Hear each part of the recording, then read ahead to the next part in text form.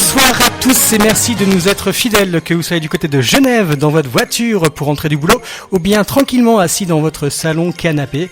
N'hésitez pas à nous écouter, vous êtes au bon endroit de 5h à 7h avec un invité. Et ce soir, je dois avouer qu'on m'a déconseillé de l'inviter. On m'a dit, fais gaffe, tu prends des risques de l'inviter. Pourtant, il est là.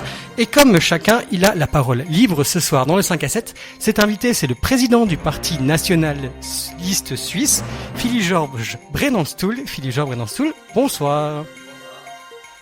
Alors, peut-être si je vous ouvre le micro, ça ira mieux. Bonsoir Philippe-Georges. Bonsoir. Merci de venir dans cette émission. Première question, qu'est-ce que le Parti nationaliste suisse ? Le Parti nationaliste suisse est un parti roman, avant tout. Donc nationaliste, comme son nom l'indique, et qui a pour tâche de défendre notre pays et ses intérêts, et si possible de pouvoir rester suisse justement. Et on voit qu'actuellement nous avons un problème avec l'immigration, avec la surpopulation, avec la densité, et il répond à un besoin de réaction par rapport à ces problèmes-là que les autres partis, nous avons estimé, ne faisaient pas. Alors, pour être clair, dès le départ, on entend souvent dire que votre parti, le Parti nationaliste suisse, est un parti néo-nazi. Alors, très clairement, les yeux dans les yeux, je vous pose la question, Philippe-Georges Bredenzstuhl, êtes-vous un parti néo-nazi ? Oui, alors, le terme de néo-nazi, déjà, celui qui le dit, il faut déjà qu'il donne une définition de ce qu'il entend par néo-nazi. La deuxième chose, on est suisse, on est patriote, et on voit que dès que on veut se réclamer de cette partie-là, donc politique, tout de suite, ceux qui s'opposent au fait qu'on reste suisse, les immigrationnistes, les internationalistes, la gauche en général, et même la droite libérale, dès que on contre leur vision de la Suisse en voie de disparition, eh bien, on est des néo-nazis, c'est-à-dire on jette un anathème. Tout le monde est néo-nazi. On a vu en France Valls est nazi, Merkel est nazi. On est tous nazis dès qu'on s'oppose. Dès qu'on s'oppose à quelqu'un, c'est vraiment l'argument bateau. Moi, j'avais répondu par la plaisanterie à un journaliste il y a quelques années qui m'a demandé si j'étais néo-nazi par rapport à la situation actuelle que je décrivais, de chaos. Eh bien, j'avais répondu, la question n'est pas de savoir si on est néo-nazi, c'est de savoir comment ne pas l'être. Et c'était bien, donc naturellement sur le ton de la plaisanterie, mais on voit que cet argument est là pour détruire et servir de repoussoir à tous ceux qui pourraient s'intéresser à notre programme ou même à notre liberté d'expression. Vous parlez de votre programme. En quelques mots, comment le définir, ce programme ? C'est un programme qui est né en 2011 et on voit que Ecopop avait aussi été un peu parti dans la même direction. Le parti, c'est un peu une fusée à 3 étages. La première, c'est la surpopulation, la surdensité de notre pays, qui est de 600 personnes au kilomètre carré sur 35% habitable, ce qui est impensable à vivre. Et on voit que, non content de ça, beaucoup de personnes chez nous veulent continuer à augmenter encore la population, le bétonnage, qui amène l'insécurité, qui amène la pollution. Alors d'un côté, on nous dit il y a le réchauffement de la planète, de l'autre côté, il y a quelque chose de frénétique que nous, on veut stopper. Et retrouver une qualité de vie qu'on a perdue maintenant.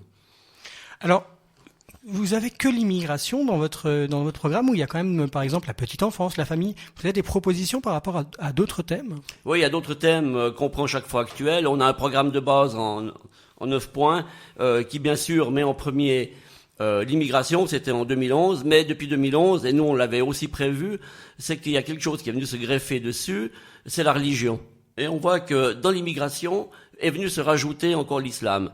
L'islamisme, l'islam, est ce qu'on veut. Et nous ne sommes pas d'accord que l'on puisse accepter cette religion qui ne correspond absolument pas à nos critères d'organisation de société chez nous, qui est le droit divin supérieur qui s'oppose à l'état de droit juridique chez nous, et avec la séparation de l'État et de la religion, alors que eux, ils ne répondent qu'au sacré, que comment est-ce qu'on dit, aux préceptes de leur religion. Alors, vous me lancez sur l'islam. Moi, ma question que j'ai envie de vous poser, c'est est-ce que c'est l'islam et les musulmans qui posent un problème selon vous, ou est-ce que c'est l'extrémisation des religions ? Est-ce que, par exemple, les catholiques extrémistes ne posent-ils pas aussi un problème ? Je vois pas, moi je les connais pas, je n'en connais pas, je vois pas le problème de terrorisme avec les catholiques intégristes. On sait qu'ils sont cantonnés dans certaines parties du pays, mais on n'est pas confronté à eux sur les symboles ou sur du terrorisme ou sur des impositions fortes de leur part de changer nos modes de vie. L'islam, c'est autre chose quand même. L'islam, comme je vous ai dit, c'est le droit divin supérieur et qui s'oppose complètement à notre organisation de vie, avec la séparation de l'État et de l'Église, et qui a fait, somme toute, le grand coup de génie de l'Occident, c'est d'avoir séparé justement la religion de l'État et qui nous a permis de nous développer et de sortir d'une sorte d'obscurantisme dans lequel on serait plongé aujourd'hui si on avait gardé la religion comme point dirigeant. Alors le week-end dernier, vous deviez organiser dans le canton de Vaud une grande conférence nationaliste. Celle-ci a été annulée par les autorités. Est-ce que vous pouvez nous donner votre vision des choses? Pourquoi cette conférence a été annulée et qu'est-ce qui posait problème selon les autorités à l'organisation d'une conférence nationaliste par votre parti? Alors, premièrement, le PNS n'a pas organisé cette conférence. Elle a été faite par des gens de la mouvance nationaliste, de droite nationaliste. J'ai été invité comme orateur et pas comme organisateur. C'est la première fois que le PNS, d'ailleurs, participait à une conférence qui n'était pas la sienne, depuis 2011, donc depuis 6 ans. Et ce qui s'est passé, c'est que tout de suite, naturellement, la presse a eu vent de cette conférence, qui faisait venir un orateur de France, Conversano, et un autre de Boieldieu, pour le mouvement italien, Casapound. Et puis ce qui s'est passé avec le brouhaha que les médias ont fait sur cette conférence, eh bien la gauche tout de suite est montée au créneau pour empêcher que cette conférence se fasse. Et évidemment avec des menaces, parce que l'extrême gauche s'y est mis, avec des menaces de débordement, de violence et autres dont ils ont l'habitude. Et à ce moment-là, le Conseil d'État a jugé qu'il y avait un risque pour la sécurité publique. Ça, c'est l'argument aussi bateau pour museler les gens, museler les nationalistes. Eh bien, ils ont interdit cette conférence. Donc, on a été interdit à cause de gens qui nous menaçaient. Les gens qui nous menaçaient, eux, n'ont pas été menacés par l'État en empêchant que la voie démocratique se fasse et qu'on puisse, nous, librement nous exprimer politiquement. Moi, j'étais invité pour venir, un peu ce que je fais maintenant, expliquer ce qu'est le PNS. On en a été empêché par des menaces physiques, des menaces de débordement dans la rue, des menaces de manifestations non autorisées, elles aussi, somme toute, et eux, ils n'ont pas été menacés. Donc, on voit que Dolivo, à Lausanne, a lancé un peu ses chiens contre nous, et puis, lui, il n'a pas été menacé par l'État par son excès de demander qu'on vienne, comment est-ce qu'on dit, manifester contre nous. C'est la première fois que ça vous arrive, ce genre d'empêchement? Oui, c'est la première fois, parce que nous, on a fait des conférences nous-mêmes, on n'a jamais demandé l'autorisation pour une petite salle, il n'y a pas de débordement public, on fait rien sur les lieux publics, on essaye d'être quand même assez discret, on n'a pas besoin d'avoir, on ne manifeste pas dans la rue, on n'a jamais été empêché le déroulement démocratique contre la gauche, bien qu'on soit totalement opposé naturellement à leur idéologie, et on s'aperçoit de nouveau, c'est la gauche qui empêche que la voie démocratique, que la liberté d'expression démocratique se fasse, et ça c'est scandaleux. Et l'État ne bouge pas. Mais il est clair que quand on a une verte à la direction de la police cantonale, Béatrice Métro, qui est marxiste, léniniste, trotskiste et tout ce qu'on veut, il est évident que quand la gauche vient dire « Ah, pas bien », donc l'extrême droite, naturellement, elle prend pas le côté de la justice, elle prend le côté de son idéologie. Et c'est ce qu'elle a fait là, alors qu'elle devait, elle, menacer les menaceurs. On écoute une petite musique, si vous voulez bien, Philippe-Georges Brunenstuhl, et on se retrouve de suite après. Pourquoi avoir eu envie de créer ce parti nationaliste suisse? Oui, évidemment que d'être dans une droite nationaliste, c'est pas un hobby. On se lève pas un matin en disant, tiens, qu'est-ce que je vais faire? Bah, si je faisais un parti nationaliste, avec tous les écueils que cela comporte, naturellement. Il est né parce que, évidemment, en 1992, quand l'UDC, somme toute, a demandé le refus du vote de l'EE, et que disons qu'on a échappé à rentrer dans l'Europe, on s'est dit, tiens, voilà un parti qui vient défendre, on sentait déjà ces attaques depuis ce nouvel empire qui est en train de se former, qui est l'Europe, et donc politique, et on s'est dit, tiens, voilà un bon parti. Et puis, tout d'un coup, il s'est passé en 94 la loi contre, soi-disant, le racisme, la loi muselière, article 261 bis du Code pénal, et puis, Blorer lui-même a dit non, ça serait une attaque contre la liberté d'expression. Et juste avant les votations, il dit oui, c'est un moindre mal. Alors que la liberté d'expression, chez nous, elle n'était pas inscrite dans la Constitution vraiment, elle était de fait. Et avec ça, on limitait gravement. Et c'était juste avant les attaques du Congrès juif mondial contre la Suisse dans l'affaire des fonds en déshérence. Alors on s'est senti un peu trahi là. On s'est dit tiens, parti nationaliste, pour une Suisse libre et indépendante, et on vient vanter une norme pénale contre le peuple suisse dans ses velléités de liberté d'expression. Et là, j'ai dit, là, il y a un problème.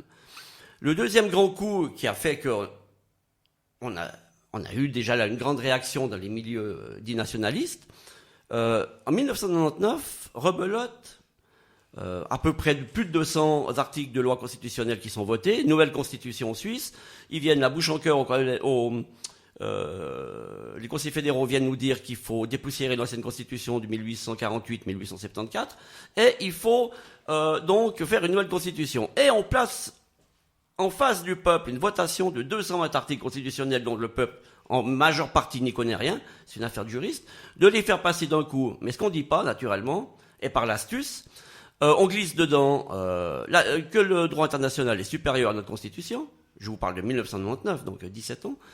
On glisse dedans les droits de l'homme, donc les juges dans nos vallées, ce qui est contraire à notre constitution de 1291. Et on met la dignité humaine, dont on ne dit pas vraiment ce que c'est. Donc on voit qu'on fait voter le peuple, somme toute, l'abrogation de sa propre constitution en mettant le droit international supérieur. Et là, surprise, l'UDC ne dit rien. Ne dit pas, il y a ça dedans, faites gaffe, votez contre parce qu'elle n'est pas bonne, ou on l'a fait voter en plusieurs parts en expliquant bien chaque article au peuple ce qu'il représente, surtout les nouveaux. Sur ces nouveaux articles, on dit rien. Moi, j'ai fait une brochure là-dessus en 2 langues qui était vendue à plus de 5000 exemplaires, qui est La Suisse trahie, notre constitution manipulée, où j'explique cela en 2000, et toujours pas de réaction. Alors on s'aperçoit qu'aujourd'hui, 17 ans après, alors que tous les accords sont faits, économiques et autres, où ça devient un brouhaha incroyable avec l'Europe, l'UDC revient avec ça, et voudrait abroger ça alors qu'ils auraient dû le faire à l'époque, et il n'y a pas eu une parole là-dessus de leur part. Il y en a eu de la part de nous isolés, qui n'étions pas à l'époque ni Hypnose ni PNS, mais nous étions isolés. J'avais fait cette brochure complètement dehors du cadre politique. Et il y avait un peu les démocrates suisses, ça il faut leur laisser, ils avaient mollement protesté, et comme ils n'ont pas de force politique, ça avait passé sous la table. Donc, alors là je me suis dit, est-ce que c'est un parti bidon? Est-ce que c'est donc l'UDC? Est-ce que c'est ils sont systémiques? Ils foutent quoi? Bon, là on dit rien, on continue. Et en 2000, on dit c'est pas possible, on va pas continuer comme ça, à se laisser enfermer, à se laisser mettre sur des voies de garage. Pour moi, c'est l'UDC et la ZIN qui ne représentent rien politiquement. Et on s'est dit, on va faire quelque chose de beaucoup plus fort, parce qu'on sentait arriver avec l'immigration. On voyait qu'en 1995, avec Calmiret, plus de 220 000 Yougoslaves musulmans étaient arrivés en Suisse, le 10% du Kosovo, on n'a jamais vu ça, qui ont été chez nous, ils devaient repartir, ils ont été naturalisés. On s'est aperçu qu'entre 1995 et 2000, il y a eu une accélération sur l'immigration, sur la densité, sur la surpopulation qui devenait intenable. Et on voyait que l'UDC ne réagissait absolument pas à ça. Et dans l'affaire des fonds des errances, ils n'ont absolument pas réagi non plus à ce chantage. Le seul qui a dit quelque chose qui était un peu d'attaque, c'est un radical, c'est Delamura, qui a dit que c'est un racket, et c'est pas l'UDC de nouveau. Alors on s'est dit, il y a beaucoup de silence chez l'UDC, et il y a beaucoup de publicité dans les boîtes. Il y avait un décalage par rapport à ça qui est resté jusqu'à nos jours et qui s'est amplifié encore et empiré l'année passée, où l'UDC n'a pas pris le département de Sommaruga malgré les millions qu'ils ont dépensés contre l'immigration et contre son département. Et au moment de le prendre, ils ne l'ont même pas demandé. Ils ont pris les finances, ils ont pris l'armée, enfin des trucs qui n'étaient pas d'actualité, sur lesquels ils n'avaient pas combattu. S'ils avaient combattu pour prendre ces deux sièges-là, eh bien évidemment ils n'auraient pas eu le succès qu'ils ont eu pour mettre un deuxième conseiller fédéral au Conseil fédéral. Faire la politique, c'est souvent se prendre des coups, c'est souvent être devant, avoir des opinions qui divergent. Est-ce que vous aimez vous prendre des coups, Philippe Georges Van Stoel? Écoutez, quand vous vous battez pour une cause, pour une vision du monde, pour votre patrie, évidemment que vous devez être prêt à en prendre. Moi, j'ai eu une vie de garde du corps où j'ai voyagé sur tous les continents pratiquement. J'ai vu des choses, des belles choses, j'ai vu des choses horribles. Je connais beaucoup de choses sur le Moyen-Orient, l'Extrême-Orient, jusqu'aux Indes, le Golfe Persique, les Émirats. J'ai vu tellement de choses que quand vous revenez ici, eh bien, vous allez à l'essentiel. Et l'essentiel, c'est votre patrie. C'est votre immuable point de chute où vous devez quand même pouvoir y vivre. Et d'après votre vision du monde, d'après votre mental, d'après votre histoire, d'après vos ancêtres, d'après votre patrimoine. Mais vous aurez pu apporter votre pierre autrement qu'en politique pour avoir choisi cette voie de la politique. Parce que c'est la seule voie dont on voit aujourd'hui avec... on pensait pas que ça viendrait de l'Amérique, on pensait plutôt qu'on attendrait 2017 avec la France. On s'aperçoit qu'avec l'élection de Trump, les peuples, quand même, ont une réaction au tout à l'économie, ou au tout au matérialisme, et on s'aperçoit qu'ils vivent mal cette vision du monde, et il y a des réactions maintenant qui vont totalement dans notre sens. Allez, on va rêver un petit peu ensemble. Imaginons qu'un jour vous êtes conseiller fédéral. Quelle serait la première mesure que vous prendriez ?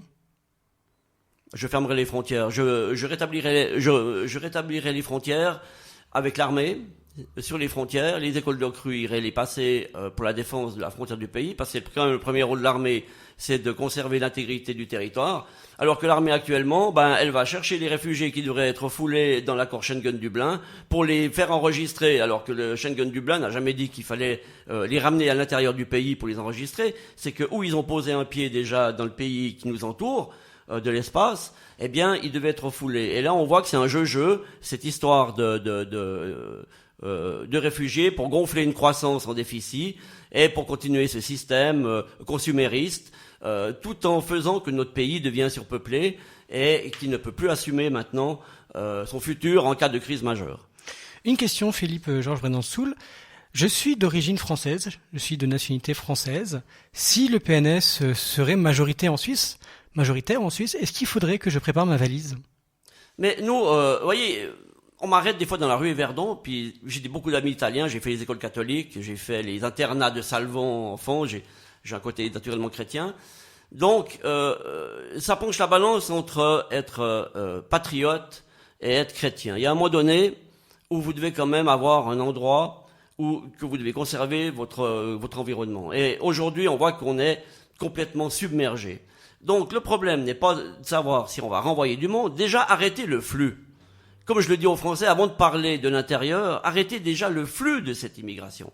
Et nous, dans le programme, c'est bien marqué que c'est à l'entrée que nous voulons 0% sur l'immigration.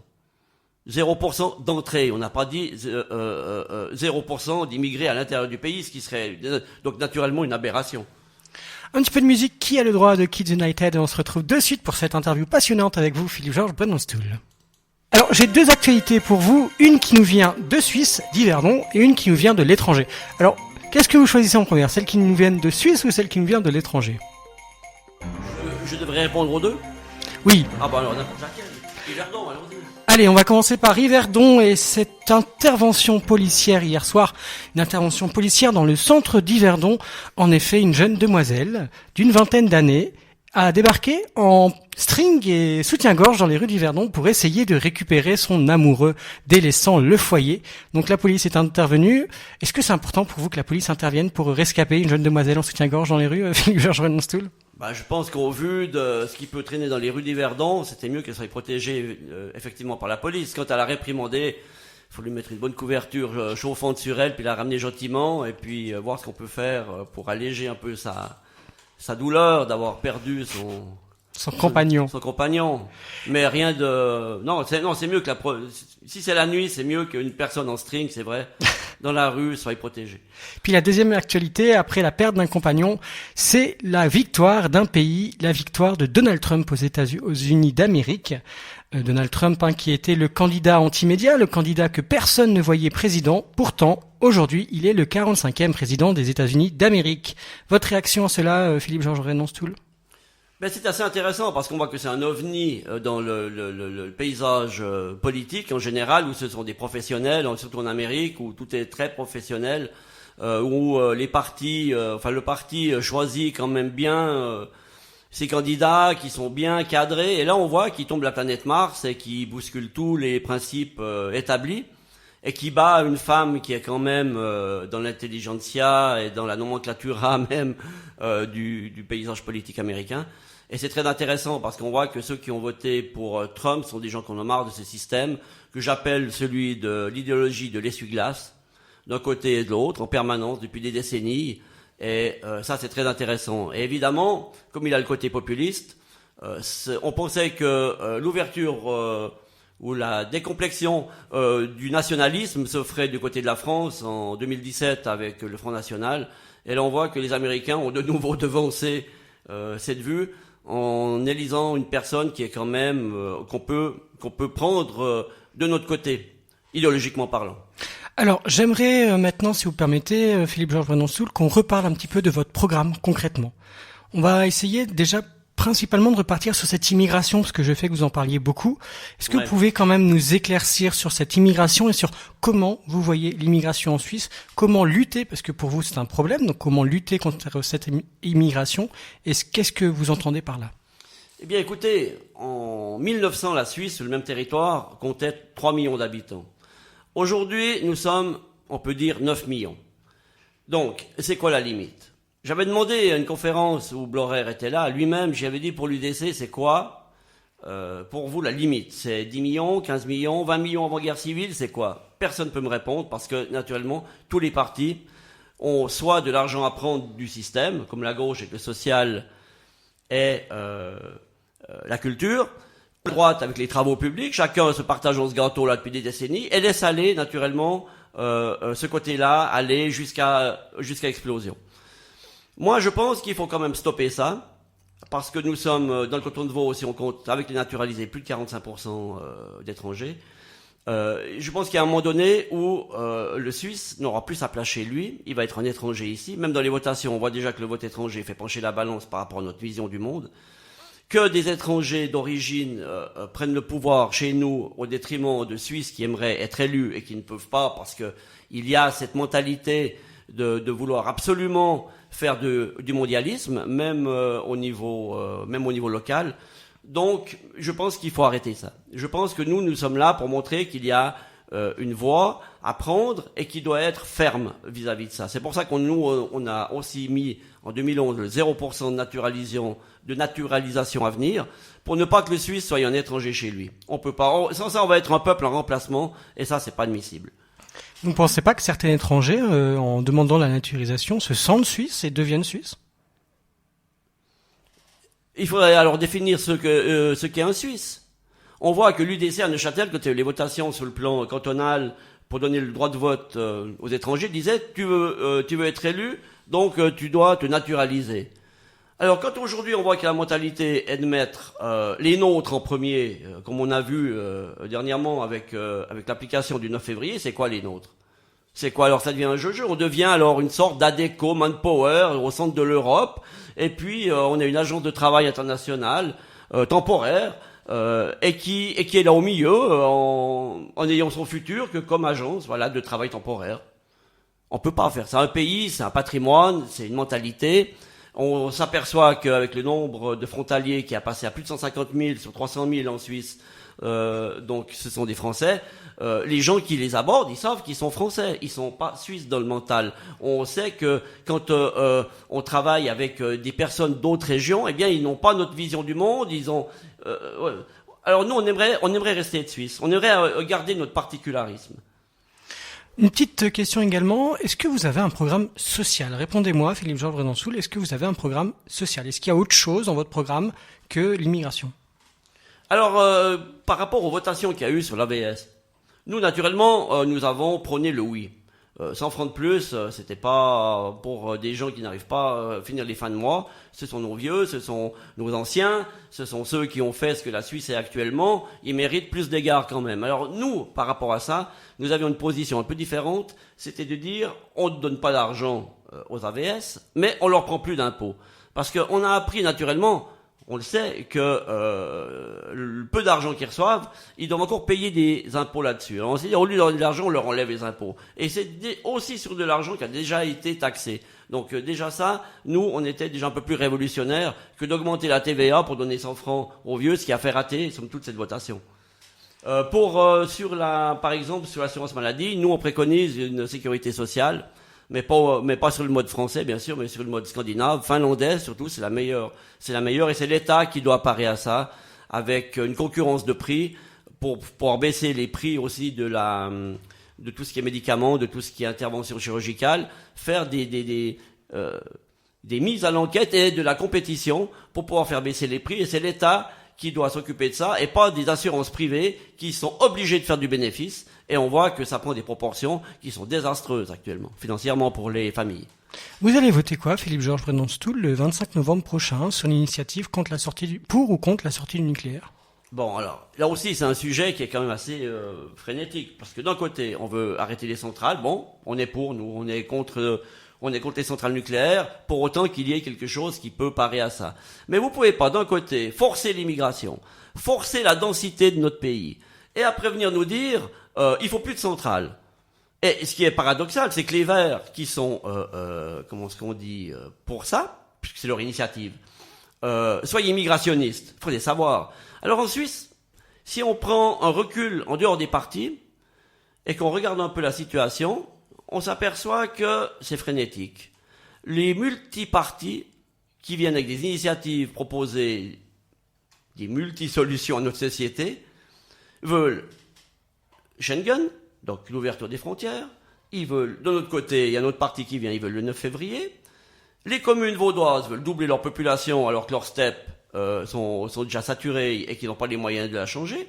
On veut encore augmenter, c'est-à-dire, et par quoi d'autre, doubler les communes? Par quelle population? Ben, la population immigrée. On va remplir encore un peu plus les routes. On s'aperçoit qu'une Gorité va nous dire qu'il faut faire bientôt 25 pistes du côté de Morges pour pouvoir parer à ça alors qu'il faut baisser la population. Nous, avec notre solution de bloquer sur 10 ans et renouvelable toute immigration en Suisse, eh bien, on devrait arriver à baisser un peu la population. Parce qu'il est clair, si on n'arrive pas avec 9 millions, on n'arrivera pas avec 10, on n'arrivera pas avec 15, on n'arrivera pas avec 20. Et quand on nous dit, alors là, c'est l'argument bateau et déplorable, on nous dit, ah, mais les Suisses vieillissent. Parce que l'immigration ne va pas vieillir. Si on n'arrive déjà pas à parer à la vieillesse des Suisses, comment on va faire quand on sera encore plus de millions? C'est impossible, c'est injouable. Donc c'est une fuite en avant que nous, on veut stopper. Et de suite, c'est pas Philippe-Georges Brennan-Stoul qui va prendre le pouvoir, mais les fleurs, grâce à Laurent Vulzy, le pouvoir des fleurs sur Radio Est. Vous êtes... Alors, Philippe-Georges Brennan-Stoul, vous le savez, puisque je vous l'ai demandé, on a une tradition dans cette émission, c'est de passer une musique que vous choisissez. Et vous avez voulu écouter une musique classique, une musique de Wagner, La marche funèbre des dieux. Pourquoi cette musique ? Parce que cette musique, pour moi, représente un peu la société actuelle. Il y a quelque chose de tragique, de paradis perdu et de fin de règne. Mais il y a aussi le renouveau dedans. Il y a aussi, on peut pas l'écouter en entier parce que ça durerait trop, mais il y a aussi cet espoir dans cette musique et d'une force incroyable, surtout dirigée par Herbert von Karajan. Et pour moi, c'est la musique, c'est une musique aussi qui a été servie par John Borman dans Excalibur. C'est une musique qui revient souvent dans les reflets du passé, guerrier ou autre. Et je pense qu'on peut l'adapter totalement à la société d'aujourd'hui. Tragique, mais quand même avec un espoir de pouvoir vivre un renouveau. Parce que je pense pas qu'on va pouvoir continuer comme ça, c'est impossible. On va écouter ça, Herbert von Karajan qui dirige l'orchestre pour cette chanson, cette marche funéraire des dieux de Wagner.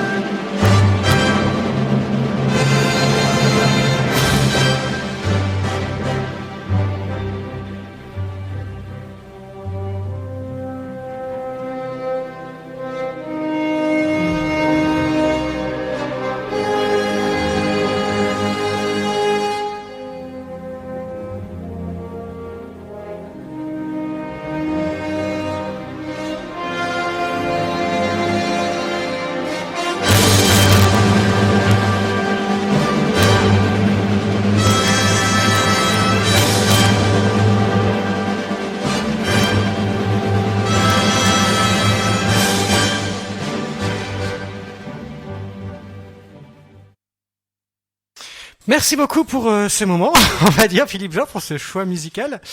Que dire pourquoi de la musique classique? Vous êtes un tendre, en fait, Philippe Georges. Non, je suis un tendre. Vous savez bien que tous les gens qui sont durs sont sensibles.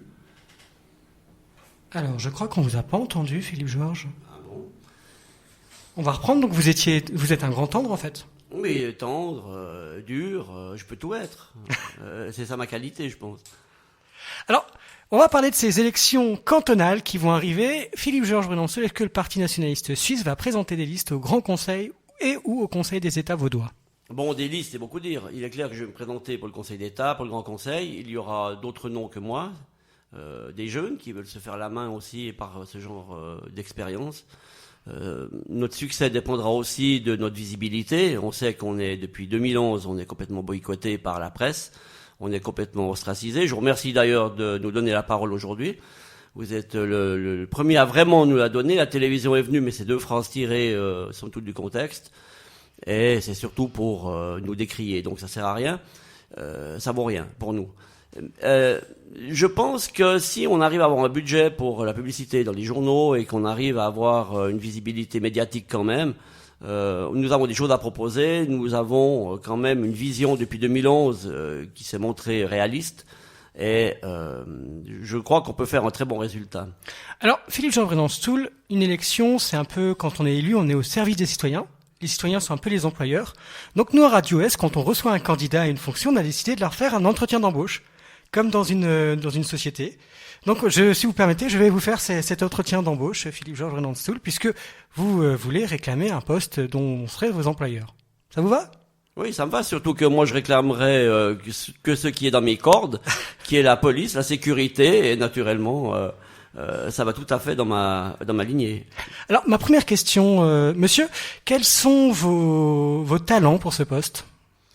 J'ai travaillé quand même très longtemps à très haut niveau gouvernemental, dans la sécurité rapprochée des personnalités. Je vous donne quelques exemples qui sont historiques. J'ai travaillé pour la famille Kadhafi, j'ai travaillé pour la famille Gaon de Genève 2 ans, où c'est quand même des gens qui étaient impliqués dans la politique du Moyen-Orient. Et j'ai été 7 ans avec l'ancien président algérien Ben Bella quand il est sorti de sa longue détention après avoir été renversé en 1965. Et j'ai dû organiser toute sa sécurité puisqu'il avait un mouvement politique pour la démocratie en Algérie, le MDA. Et j'ai dû parer à beaucoup d'ennemis qu'il avait, qui voulaient se débarrasser de lui. Et il est resté vivant jusqu'à son décès il y a quelques années en arrière. Et ma mission je dirais qu'elle était accomplie sur plusieurs continents en plus. Pourquoi vous voulez travailler pour notre société?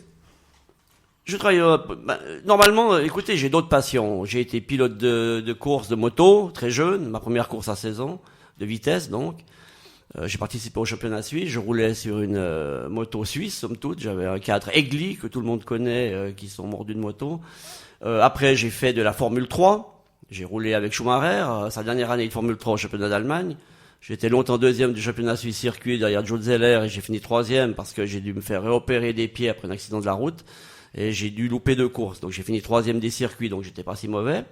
Et puis après, je suis parti vers la voltige aérienne. J'en ai fait une dizaine d'années à Yverdon, de manière amateur, mais éclairée, disons. Donc, on voit que j'ai d'autres passions que la politique. J'aime les sports. Je roule encore maintenant. Des amis à moi qui ont des bolides me les font essayer. Donc, j'ai pas perdu le contact du tout. Je suis tous les 2 mois sur un circuit en train de rouler avec des belles voitures, qui sont pas à moi naturellement, mais dont je profite. Donc, pour moi, j'ai toujours aimé ce côté un peu chevaleresque de la vie par les sports motorisés. Quelle est votre plus grande qualité? Je pense la franchise. Et quel est votre plus grand défaut? Plus grand défaut? Je dois pas être assez dur. Est-ce que vous aimez le travail en équipe, Philippe Georges Renonceau? Écoutez, dans la vie, moi j'ai toujours classé les gens en dominés et dominants. Dans le sens que les gens qui ont du caractère, naturellement, vivent très mal leur vie quand ils sont sous les ordres. Et quand vous devez prendre le dessus, évidemment qu'il faut avoir des qualités et surtout une force de caractère. Et je pense que j'ai celle-là pour diriger. J'ai dirigé très tôt des équipes de sécurité. À 24 ans, j'avais une douzaine de personnes sous mes ordres. dans la sécurité rapprochée. Donc j'ai toujours été aux avant-postes. C'est très difficile pour moi depuis cette période-là. Je n'ai jamais été sous les ordres vraiment de quelqu'un. C'est difficile moi c'est pour ça que j'ai toujours eu de la peine, comment ce qu'on dit, à me faire diriger moi. Si vous étiez un animal, Philippe-Georges Vrenan-Stouble, lequel seriez-vous et pourquoi? J'ai toujours été attiré par le tigre. C'est un animal qui m'a toujours fasciné. C'est un animal en plus de ça européen, qui vient du fin fond des âges et qui est resté le même, contrairement à nous qui avons soi-disant évolué. Et je pense que son esthétisme, sa manière d'être, son mode de vie m'a toujours fasciné. Et enfin, une dernière question de notre société, hein, c'est des vraies questions de société que je pose. Est-ce que vous avez des flexibilités d'horaire et quelles sont vos prétentions salariales? Je pense que moi, mon rêve, voyez, j'ai eu un grave accident de la route non fautif en 1988, un type qui est naturellement un étranger, ça pourrait pas être trop chaud, naturellement. Il avait pas de permis et sur une 3 pistes, il m'a fait un frontal, j'ai eu 25 fractures aux jambes qui m'ont mis en chaise roulante pendant un moment. Donc je connais un peu le problème médical, alors que j'ai jamais eu de problème avant. Et par rapport à ça, je veux dire par là que j'aurais pu toucher l'AI. Je pouvais me mettre à l'AI. J'ai refusé. Pour moi, il est clair que tant que je pouvais me mouvoir, j'ai refusé de toucher l'AI. Moi, mon prochain but, c'est de ne pas devoir profiter de l'AVS. Je vais essayer. Je vous dis pas que je vais y réussir, parce que vous savez bien que la situation peut basculer du jour au lendemain. Et j'espère devoir ne pas profiter de cette société que je n'aime pas telle qu'elle est et que je combats avec le PNS. Donc il serait logique que je ne touche pas de l'argent d'une société que je combats. Donc je le ferai gratuitement. Donc vous êtes en train de me dire très clairement que si vous êtes élu conseiller d'État vaudois, vous ne toucherez pas votre salaire. C'est-à-dire que le salaire sera reversé au parti. Et que moi je prendrai le minimum pour vivre. Naturellement, il faut quand même vivre. On a des besoins physiologiques sur cette planète, à moins d'être un esprit flottant. On a des besoins, mais je cours pas après la fortune. Je vais pas cumuler Conseil d'État et Conseil national sans y aller comme certains. Merci beaucoup en tout cas de vous être prêté à ce petit jeu de l'interview entretien. Et alors on devait se quitter, mais comme oui, on va se dire au revoir. Comme on est tellement bien à Radio Ouest et que comme j'ai très peu l'occasion de pouvoir parler, je pense que je vais rester un peu. Vous voulez faire l'incruste, Philippe-Georges Vrenan-Stouble? Oui, je prends en otage, une prise d'otage à Radio Ouest, du PNS. Écoutez, on va rester encore un petit peu ensemble alors, si vous voulez nous prendre en otage. Avec grand plaisir, on accepte les jetages sur Radio Ouest. On est coopératif, il n'y a pas de souci. C'est pas pour autant qu'il faut nous envoyer plein de gens pour nous prendre en otage. Ouais. On a des exceptions. Donc vous voulez rester avec nous? Pourquoi vous voulez rester avec nous? Je pense il y a eu 2 volets avec la conférence qui a été interdite et je pense qu'il faut quand même passer sur le 2e volet, c'est-à-dire le volet valaisan. Parce que moi... Alors, si vous avez 3 minutes pour vous exprimer sur ce volet valaisan, ou alors on en parle après l'heure. Parce que dans 3 minutes, je dois lancer le top horaire. Donc c'est à vous de voir. Non, mais c'est vite fait. C'est vite fait. C'est juste que quand les jeunes ont décidé d'aller... Moi, j'ai décidé de ne pas parler pour ne pas devoir les parler en race campagne au fond des bois. Eux, ils sont partis. Moi, j'ai refusé de parler à cette conférence. J'ai annulé, somme toute, ma participation. Et ils sont partis en Valais. Et là, la police valaisanne a envoyé 80 agents de police contre eux, sous prétexte qu'ils n'avaient pas demandé d'autorisation. Mais l'interdiction venait de l'État de Vaud, et à cause des menaces de la gauche, et pas parce que la conférence avait été interdite sur Vaud, parce que c'était l'extrême droite. Ça n'a jamais été le cas. Et c'est Freisinger qui a envoyé ces 80 policiers, l'UDC, alors que lui-même était à Berlin pour une conférence sur la liberté d'expression. Donc on voit bien le cynisme de l'UDC. Et il a continué à la télévision à dire n'importe quoi sur son action ce jour-là. Et on n'avait pas besoin de demander d'autorisation pour aller dans une arrière-salle. En plus, c'était une cabane de cynologie. Je vois pas pourquoi on devait demander d'autorisation. L'UDC ne demande pas d'autorisation à l'État quand elle se réunit. Le Parti radical ou les socialos non plus. Donc, toute cette histoire a été montée en épingle. Et je pense que là, Freisinger a fait une très grave erreur de nous envoyer la police à nous, un groupe nationaliste, et qui était autorisé sur Vaud de fait, et qui ne l'a plus été parce que la gauche nous a menacés. Donc il a fait le travail de la gauche en nous empêchant de nous réunir, ce qui n'a pas réussi en finalité. Mais vous en voulez beaucoup, on a l'impression, à l'UDC, mais pourquoi n'avoir pas... Alors, ma question va peut-être vous choquer, mais pourquoi vous n'êtes pas resté à l'UDC pour combattre ça de l'intérieur? Parce que l'UDC ne convient absolument pas à nos idées. Absolument pas. Ils sont trop liés à l'économie. Quand on m'a demandé l'autre jour... Mais vous n'auriez pas pu faire avancer de l'UDC de l'intérieur? Quand on m'a demandé l'autre jour comment je voyais l'UDC, j'ai dit c'est pas un parti, c'est une danse. C'est 3 pas en avant, 5 en arrière, 4 de côté. Donc pour moi ça m'intéresse pas. Et on a vu toutes les erreurs qu'ils ont fait par le passé. On voit que tout est bloqué par la Suisse allemande. Ils peuvent mettre tous les vice-présidents qui veulent le roman. Ils seront jamais à la tête de ce parti. On est méprisé par eux de toute façon. Quand on voit Morgely dans le temps qui dit, quand on lui demande s'il connaît la Suisse romande, il dit moi je la connais pas. Quand je vais en vacances, je vais en Amérique parce qu'il est marié avec une Américaine.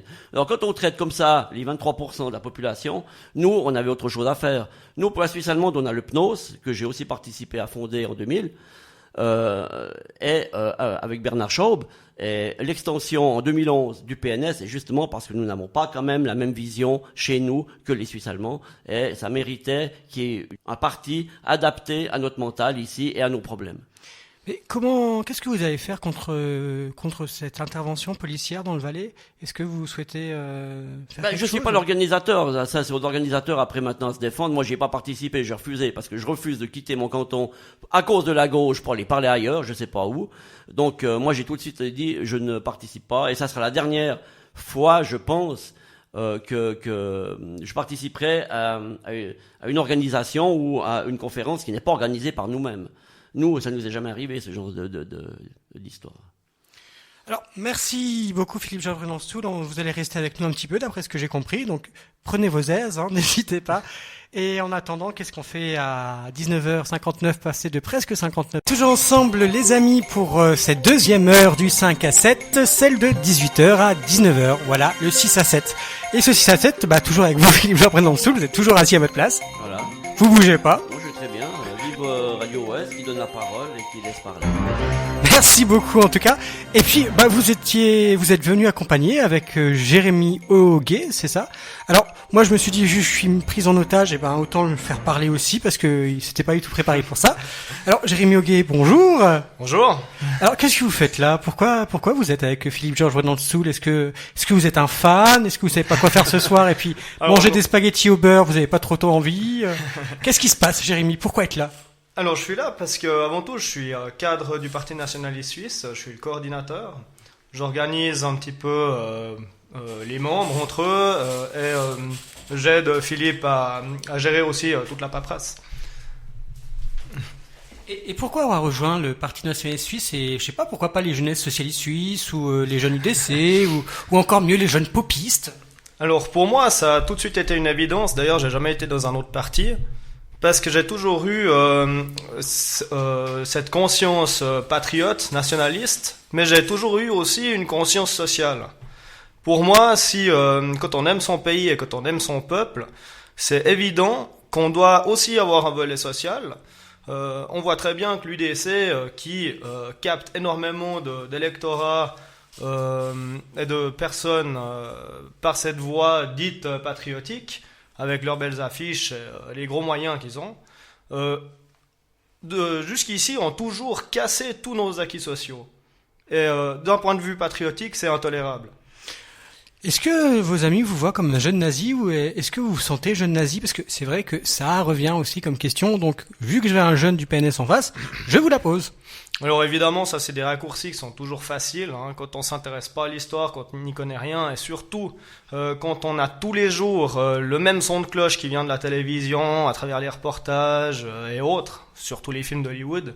C'est un peu facile de venir traiter les gens de nazis sans réfléchir plus loin. L'histoire nous empêche évidemment de parler de ce sujet-là, et aussi on n'est pas à pied d'égalité au niveau de la liberté d'expression. Mais ça nous empêche pas aussi de retirer ce qu'il y a eu de bon dans l'histoire, parce qu'il n'y a pas que du mauvais. Il y a des très bons points de programme qu'il y a eu dans le nationalisme, dans le fascisme, et il faut les prendre. C'est pas parce qu'il y a eu soi-disant ou eu des choses mauvaises que on peut pas les prendre. Il y a des gens qui se gênent pas de parler du communisme. C'est 100 millions de morts, le communisme. Or pourquoi ne pas parler du nationalisme? C'est l'avenir, Philippe Geoffroy-Lanstoul, des jeunes comme Jérémy Augier? Disons qu'il a choisi directement dans sa vie politique, dans son déroulement, de choisir le PNS. Donc, on ne peut que se réjouir que des jeunes embrayent sur cette vision. Nous, on a un parti nationaliste à caractère social, puisqu'on a un volet social, ce que n'ont pas les autres partis de droite, et encore moins l'UDC, puisque comme l'a dit Jérémy, dès qu'il y a quelque chose de social, c'est un PLR2 qu'on a en face de nous, et plus un parti patriotique au sujet de l'UDC. Et d'ailleurs, je voulais dire, pourquoi est-ce que nous on critique l'UDC? Parce qu'évidemment, je pense que par les errances qu'ils ont jusqu'à maintenant, qui pour moi sont de caractère douteux, comme on a parlé tout à l'heure, je peux pas accepter qu'un parti qui se dit nationaliste, qui pompe tout l'électorat à sensibilité patriotique, empêchant une vraie émergence d'un parti comme le nôtre à réel caractère nationaliste, eh bien, je peux pas admettre qu'il y ait ces errances. Et c'est pour ça qu'on est très critique contre l'UDC. Je dirais presque autant que contre les socialistes ou contre les autres, parce que eux, les socialistes, on sait qu'ils font les socialistes. Les Verts, on sait que c'est des crypto-communistes. On sait que le PLR, c'est le parti du tiroir-caisse, donc il va partir dans le tout à l'économie. Mais qu'on nous fasse croire, à un moment donné, qu'il y a un parti qui se dit nationaliste et qui casse le social, qui s'oppose à une augmentation de l'AVS, qui, comment est-ce qu'on dit, ne prend pas le département de la Sommaruga en 2015. Enfin, toutes ces actions-là qui sont ratées, qui sont extrêmement douteuses dans le déroulement idéologique, eh bien évidemment que nous force, nous, vrais nationalistes, à être critiques. D'ailleurs, on voit que toute la direction, quelle qu'elle soit où on regarde à l'UDC, ils n'ont jamais fait partie de la mouvance nationaliste. Jamais. D'ailleurs, aucun des cadres de l'UDC ne se proclame nationaliste. Patriote, c'est le fourre-tout, mais nationaliste, ils osent pas le dire. Donc, on s'aperçoit que y a sorte de jeu comme ça, comme j'ai dit, une danse, 3 pas en avant, 5 en arrière, 4 de côté, que nous, on fait pas. Et nous, surtout, on ne le fait pas parce que nous n'avons pas d'accointance ou de fil à la patte avec l'économie. On n'a pas de renvoi d'ascenseur financier à donner, ce qui nous permet d'avoir une liberté de parole totale, ce que n'ont pas les autres partis, puisqu'on s'aperçoit en plus que dès qu'ils arrivent au Conseil national, il y a tous les lobbies de la chimie, du médicament, des assurances qui leur tombent dessus, qui leur font des promesses, et on s'aperçoit dans les votes, somme toute, que le peuple n'est plus représenté. Avec nous, ça sera jamais comme ça. Alors, Philippe Jean Brédanstoul, il y a un auditeur qui me demande de vous poser une question, donc comme la parole est libre à chacun, je me permets de vous poser cette question. Êtes-vous négationniste? Alors moi, alors négationniste, on rappelle, c'est ceux qui nient l'existence de l'Holocauste et dont la loi, article 261 bis alinéa 4, qui comment est-ce qu'on dit, condamne les négations du génocide, empêche de parler du sujet. Alors, ce qui s'est passé à l'époque, il y a eu les fonds des errances. Et moi, j'ai des gens autour de moi, professeur Graff. On a fait une association qui contrait le rapport Berger, qui était complètement faux, mais qui était là pour comment est-ce qu'on dit, que les demandes à coups de milliards, les 3 milliards qu'on a payés, et que pour que les banques suisses puissent continuer à faire jeu en Amérique, on a sali la Suisse. Et nous, on a dit, on va pas salir la Suisse. On avait déjà cet esprit patriotique en disant, on va faire les recherches. Et le professeur Jürgen Graff, qui parle 16 langues, est allé à Moscou, il est allé partout, et il s'est aperçu que, c'était pas les chiffres qu'il donnait. Mais comme on peut pas en parler, je vais pas en parler là. Moi, ce que j'ai fait, c'est que j'ai été condamné à 3 mois de prison ferme, sans rien d'autre, parce que j'étais co-éditeur de cette brochure. Moi, personnellement, sur mes paroles, et je le dis solennellement, sur mes paroles ou mes écrits, je n'ai jamais été condamné. Le PNS, ça fait 3 ans qu'il est sur Facebook, il a jamais été bloqué. Il y a 1 mois maintenant, on a fait plus de 108 000 personnes par semaine de portée. On est devant l'UDC Suisse sur Facebook, sur les interactions. On fait plus d'entre 30 et 40 000 personnes par semaine. Donc, s'il y avait quelque chose on serait déjà dénoncé, condamné, bloqué. Pour le moment, c'est pas le cas. On est en tête devant tous les partis politiques en Suisse, sur le web, et on est le parti le plus censuré en Suisse romande de tous les partis.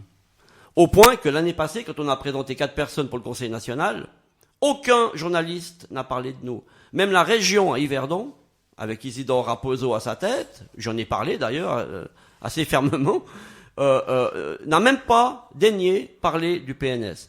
Donc on s'aperçoit que concernant ce que l'on dit, nous ne sommes pas répréhensibles. Moi, j'ai eu un problème en 84 comme co-éditeur, en cascade, parce que j'ai participé à l'édition d'un livre, d'une brochure qui contrait le rapport Bergier, et qui donnait les vrais chiffres d'ailleurs. Klarsfeld est revenu sur nos chiffres, totalement en accord avec nous. Et sur les personnes qui avaient été refoulées, les Juifs pendant la guerre aux frontières, nous avions totalement raison, mais nous avons été condamnés sur cette brochure. Certains à des longs mois de prison, Berkla 8 mois, Graf 16 mois, il est en exil depuis 2002 à Moscou, et je crois qu'il est professeur à l'université de Moscou d'ailleurs, depuis 2002. Et moi, j'ai pris 3 mois parce que j'avais coédité. Donc la liberté d'expression, on voit qu'elle a été vraiment saccagée avec l'article 261 bis, et c'est l'UDC qui l'a fait passer. L'UDC à l'époque valait environ 17%. L'initiative sur cette loi muselière a passé à 54%. Et le oui de Blorer personnel a fait passer cette loi. Donc on s'aperçoit que depuis là, on pouvait faire qu'une chose, nous, c'est de créer un autre parti qui, lui, était vraiment nationaliste et qui réagissait à toutes les attaques pouvant venir de l'étranger et de salir la Suisse. Alors, vous avez dit qu'aucun média n'a parlé de vous pendant les nationales. Donc je sais où vous l'avez dit. Je parle journaux, hein. Des journaux. Ah, de parce journaux. que nous, on a parlé de vous quand même. On a eu Radio Ouest, on a eu Radio Chablais, on a eu... Alors, là aussi, j'ai été invité à la télévision pour les petits partis, on nous donne grassement 5 minutes, et moi j'ai pu m'exprimer seulement que 2 minutes 43, coupé tout le temps par la journaliste, qui évidemment avait reçu les ordres de ne pas nous laisser parler. Donc on peut pas dire que ça a été une longue interview qui permettait de faire. Mais on a quand même passé de 0,08% des élections fédérales de 2011 à 0,5% en 2015. Sans aucune couverture médiatique à part les radios comme Radio Ouest, que je remercie, ou comme Radio Chablais qui eux aussi ont joué donc les jeux. Une petite question, si on est en période de vacances scolaires, est-ce que vous viendriez ici dans nos studios?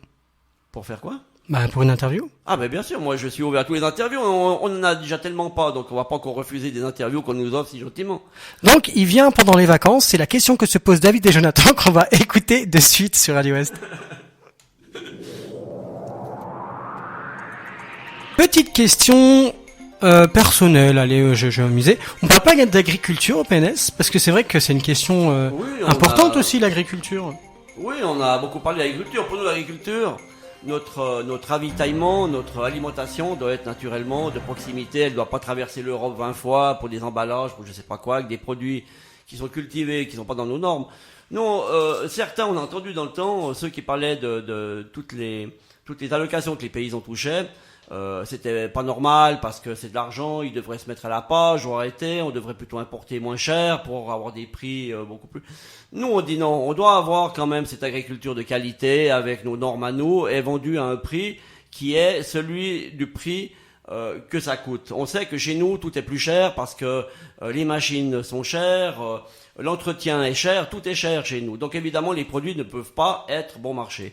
Alors ce qui se passe c'est que nous on dit c'est que les produits achetés par les grandes surfaces à l'étranger à bas prix et de basse qualité devraient être taxés à l'entrée, ce qui permettrait justement de pouvoir que nos paysans puissent vendre à des prix corrects leurs marchandises. Parce qu'évidemment, aller acheter bon marché des produits qui sont pas cultivés d'après nos normes et nous les vendre à nous au prix suisse ou légèrement en dessous et qui crée la faillite chez nos agriculteurs, évidemment ça va pas le faire. Et on voit que toutes les subventions qui sont données aux paysans, c'est justement des taxes que devraient payer les grandes surfaces. Donc quand on paye les paysans, c'est l'argent qui devrait plutôt être tiré de la grande distribution qui va chercher des produits qui ne sont pas du tout en rapport avec les nôtres. Jérémy Auguier, en tant que jeune, vous avez peur pour votre avenir, pour l'avenir de la Suisse, pour l'avenir des jeunes Suisses?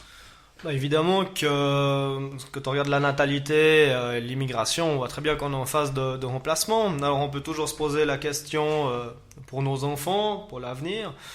La Suisse, elle a une histoire, une grande histoire avec l'Europe. Et évidemment que là, on a un point décisif. On se demande où on va aller.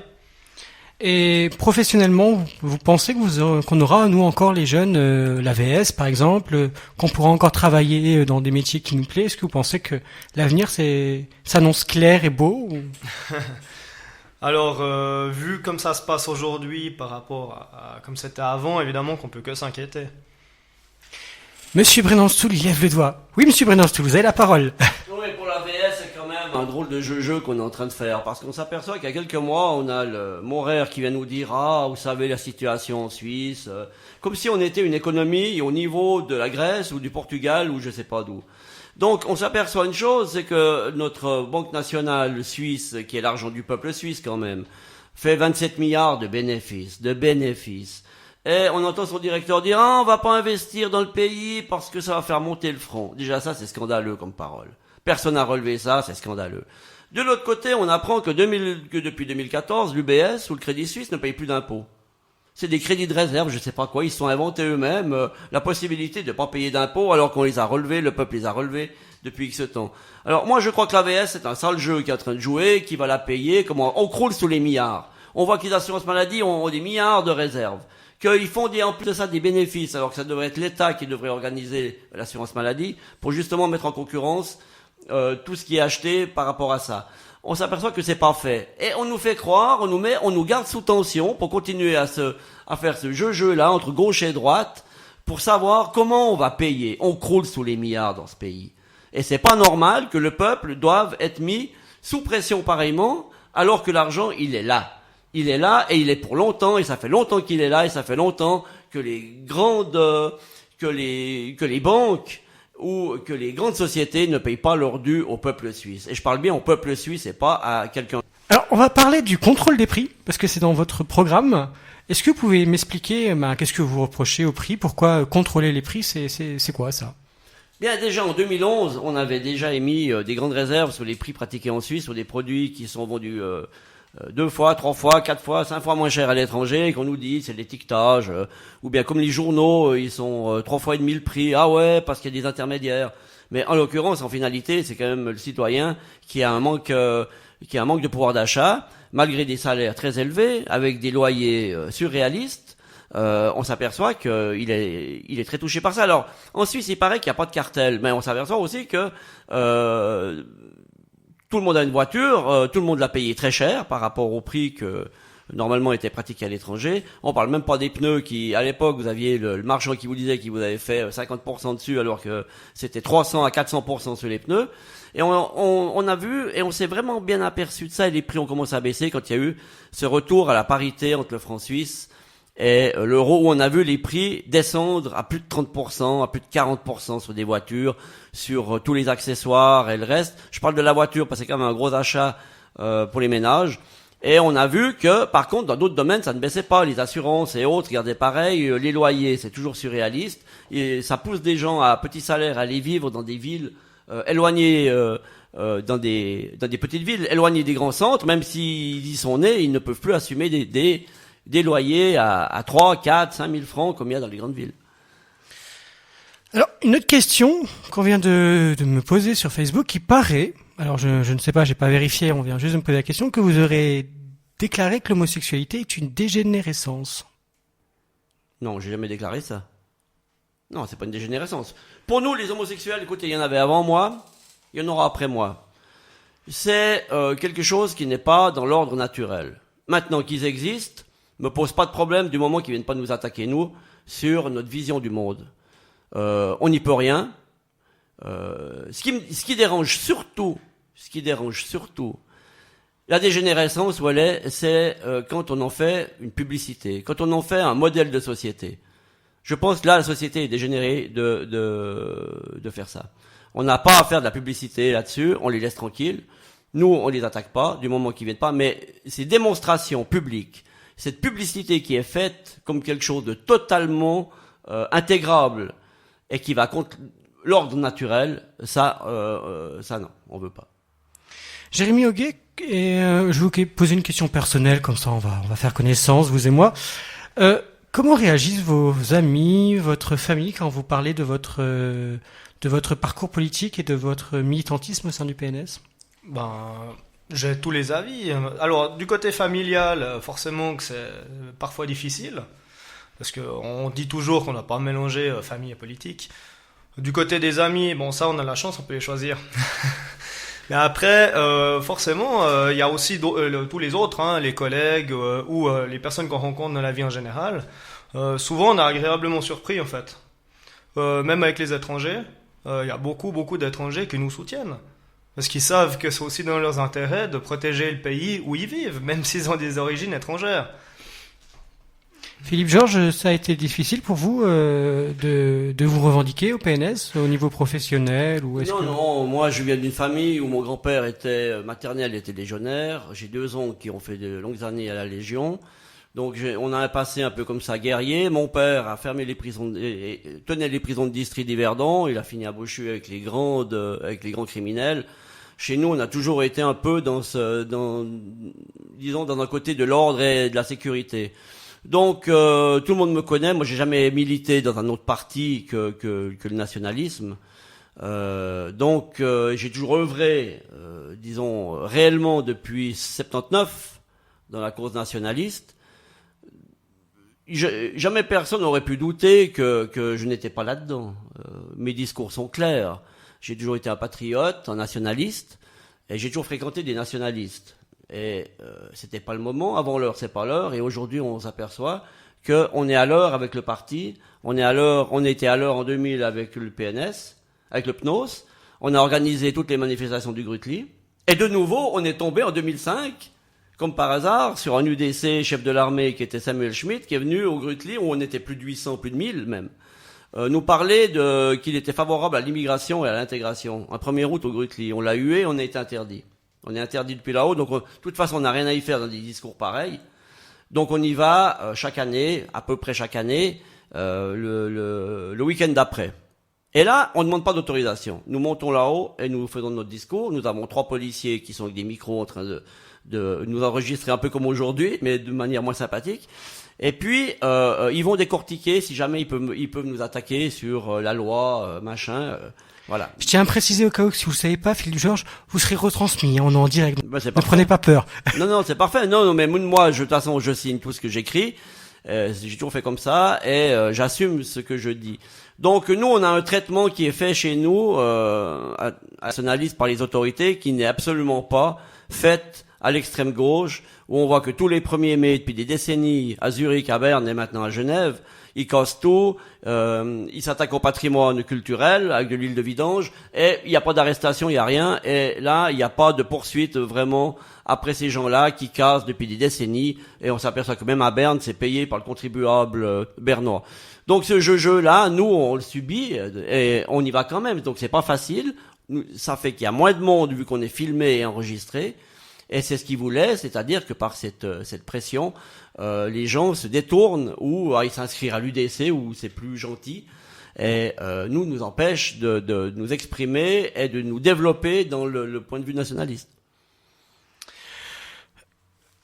Est-ce que vous pouvez comprendre que des gens ont peur de votre parti, ont peur de vos discours, ont peur de tout ce qu'il peut y avoir derrière? Oui, parce que les médias... En nous présentant tel qu'on nous présente ces derniers temps en plus,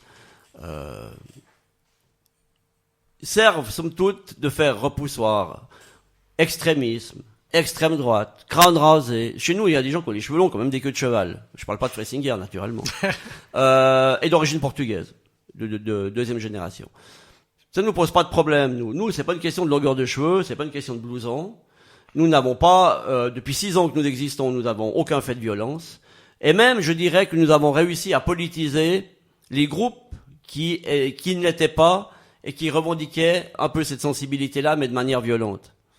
Et je pense que depuis 2006, le fait qu'il existe un parti vraiment nationaliste qui peut canaliser cette sensibilité et sans violence, ça a été une avancée sur ce plan-là. Et vous pouvez le demander à la police fédérale ou dans tous les rapports, on s'aperçoit que l'extrême gauche est de plus en plus violente. Et à l'extrême droite, il y a de moins en moins d'actes de violence, justement parce qu'on a réussi à politiser et qu'ils savent qu'il y a un point de chute idéologique à quelque part qui va transmettre leur malaise vis-à-vis de la perte des valeurs patriotiques. On passe de suite une petite musique qui va malheureusement pas vous plaire, Philippe-Georges Brennan-Soupe, du Black M. Ça vous va? Passer Black M, il a le droit de chanter. Il a le droit de chanter. Je suis pas forcé d'aimer. Black M, je suis chez moi sur Radio Est.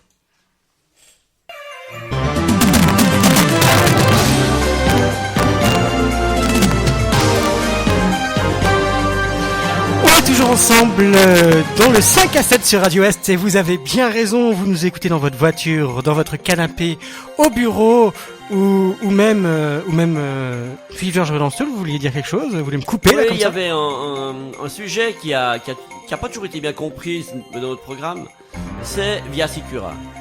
Via Secura. Alors Via Sicura, j'ai été un des premiers, avant même que ça arrive, à prévenir les journalistes de l'automobile, vu que je suis assez bien placé dans les sports automobiles, qu'il allait se passer quelque chose, parce qu'on voyait trop dans les histoires de radar, même sur autoroute où il n'y avait pas de danger vraiment imminent et autres, qu'il y avait cette volonté par la presse d'appuyer beaucoup sur les chauffards. Et j'ai prévenu les journalistes automobiles qu'il allait se passer quelque chose. Effectivement, Via Secura est arrivé, qui était donné dans les mains de Doris Letart, et on voit cette norme pénale. Comment est-ce qu'on a pu placer une norme pénale contre le peuple suisse, encore une de plus, sans qu'il y ait aucune opposition? Alors bien sûr, ils ont fait monter la sève avec des accidents de la route qu'il y avait eu par des chauffards ou je sais pas quoi. Mais est-ce que notre peuple méritait d'avoir une norme pénale qui punit avant même qu'il y ait un accident, ou dans des situations où un simple excès de vitesse vous amène devant des psys, donc peut-être les mêmes qui ont relâché les criminels qui ont œuvré ces derniers temps, on ne sait pas, puisqu'on voit que les psys ne servent à rien du tout, puisqu'ils relâchent des gens extrêmement dangereux, ou le fait d'être devant des psys montre qu'il y a une pathologie de la vitesse.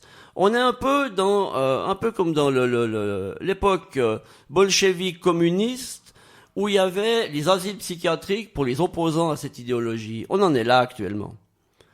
Et ça, c'est insupportable. C'est insupportable. En plus de ça, ils ont mis des vitesses par rapport à la technologie automobile actuelle extrêmement basses.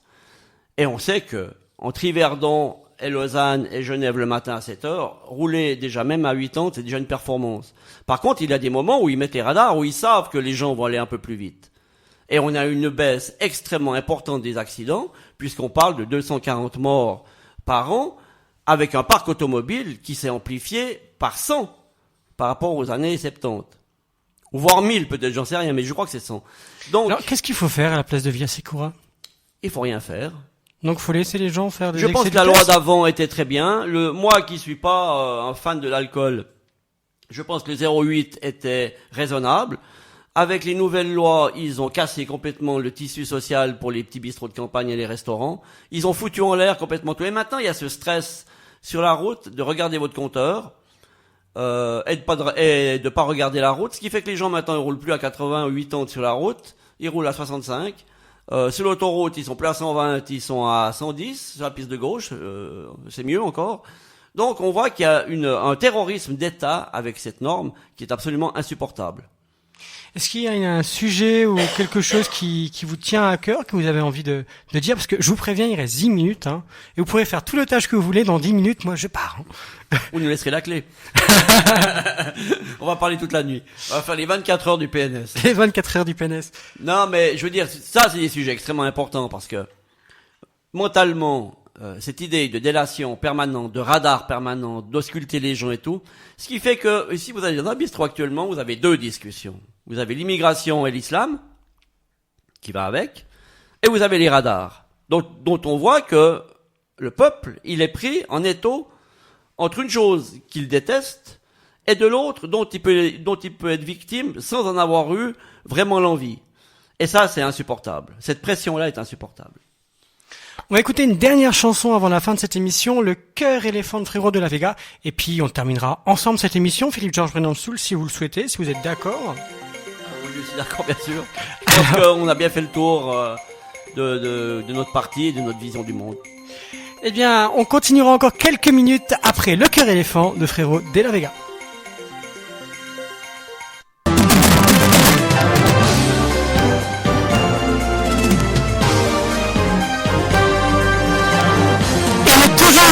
5-7 pour cette dernière partie. Jérémy Augier, j'ai envie d'entendre une dernière fois votre voix.